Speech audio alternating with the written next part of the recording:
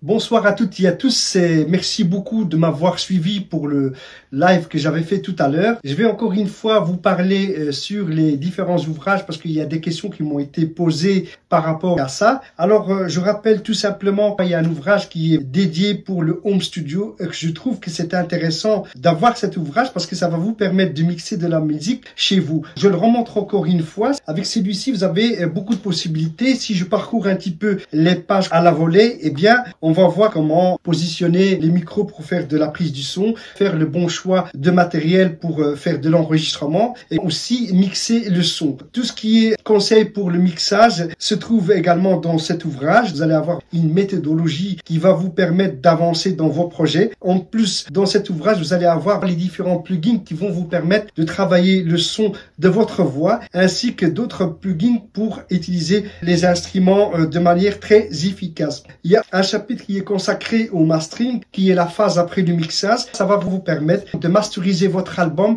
ou votre single de manière très professionnelle. On sait que le mixage et le mastering restent quand même des opérations qui sont très spécialisées et coûteuses. C'est pour cela que dans mes conseils, je vous propose que vous mettez un petit peu au niveau de votre home studio en utilisant toutes les ressources qui vous sont disponibles. Ces ouvrages, c'est des ouvrages d'ingénierie du son et cela va vous permettre d'avancer pas à pas afin que vous ayez toutes les compétences nécessaires pour sortir un très bon produit. Encore une fois, je rappelle qui je suis. Je suis Rami Abdelkader, expert et conseiller dans l'audio et dans l'électronique. Je voulais aussi vous parler de ma chaîne YouTube qui est une chaîne dédiée pour les artistes, les musiciens et musicologues. C'est une chaîne qui parle sur le matos de studio, le matos qu'on peut aussi trouver en live parce que il faut savoir qu'il y a deux mondes qui sont différents. Il y a le monde du live. Là aussi, on utilise des instruments qui sont spécifiques. Comme dans le live, j'avais expliqué qu'on avait des petites différences. C'était une question qui a été posée par rapport aux micros qu'on utilisait sur scène et les micros qui étaient utilisés en studio. J'avais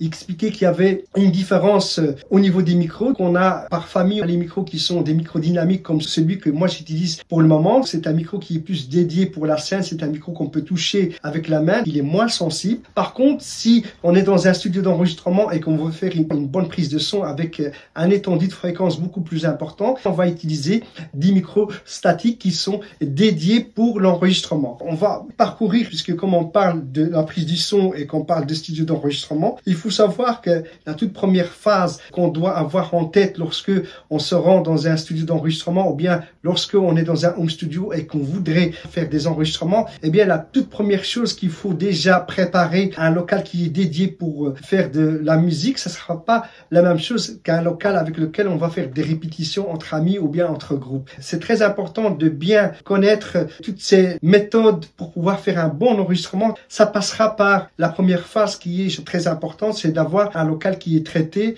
et pour cela, on va avoir recours à des panneaux acoustiques qui vont absorber le son pour éviter de la réverbération, pour éviter les fréquences qui sont indésirables. Ça, c'est la première chose avant de penser de faire un bon enregistrement et une bonne prise de son. Pour la deuxième phase, ça va être le choix des micros, le positionnement des micros qui vont vous permettre soit faire une prise de son des instruments, parce que là, on a des micros qui sont spécifiques et qu'on reste chez Shure, eh bien, on va prendre le SM57 pour faire de la prise de son au niveau de l'instrumentation, que ce soit une guitare, que ce soit une guitare acoustique. On aura besoin d'avoir un micro pour l'instrumentation et des micros qui sont pour les batteries et c'est plutôt des micros qui vont être des micros dynamiques puisque là, ce sont des micros qu'on peut aller jusqu'à 145, 150 dB. C'est pour cela qu'on utilise des micros dynamiques aussi pour sonoriser une batterie, pour faire une prise de son de batterie. La deuxième phase, ça va être de bien positionner le micro parce que chaque fois, si on place le micro n'importe comment, on va avoir un rendu qui va être différent et ça, c'est très important. La première chose, comme on l'a dit, traitement du local pour éviter les fréquences indésirables, pour avoir un enregistrement propre et bien. Ensuite, on a les bons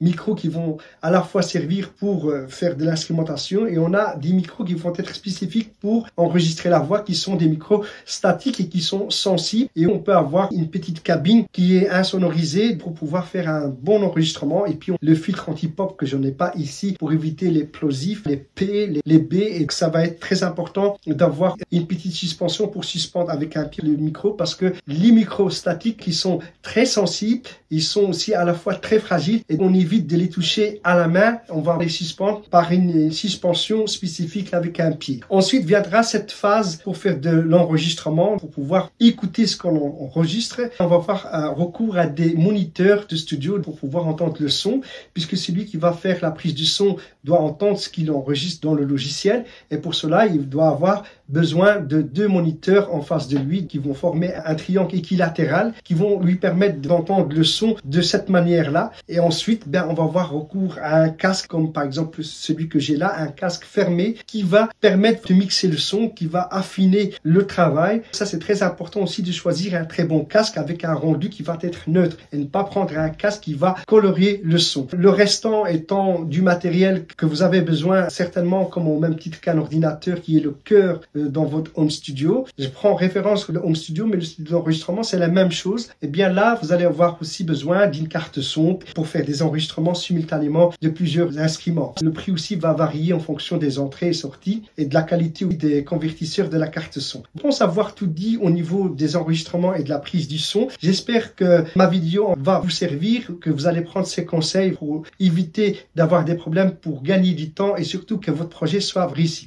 Je vous souhaite tous une bonne continuation dans le domaine du son et faites de la musique. À très bientôt.